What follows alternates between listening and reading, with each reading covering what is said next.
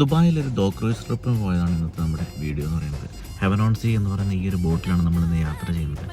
ഈ ബോട്ടിൻ്റെ മുകളിലത്തെ നിലയിലാണ് നമ്മളിന്ന് സീറ്റ് പിടിച്ചിട്ടുള്ളത്. നമ്മുടെ ബോട്ടിലിരിക്കുന്ന സമയത്ത് തന്നെ കാണാം അപ്പുറത്തും ഇപ്പുറത്തും ഒക്കെ ആയിട്ട് നിരവധി ബോട്ടുകൾ ഇതേപോലെ യാത്രക്കാരെയും കൊണ്ട് പോകാൻ റെഡി ആയിട്ട് നിൽക്കുന്നത്. ബോട്ടിനുള്ളിൽ ഫ്രഷ് ജ്യൂസും ഐസ്ക്രീമും ഒക്കെ വിൽക്കുന്നവരുണ്ട്. അവർ വേണോ എന്ന് ചോദിക്കുമ്പോൾ ആവശ്യമുണ്ടെങ്കിൽ മാത്രം വാങ്ങിയാൽ മതി.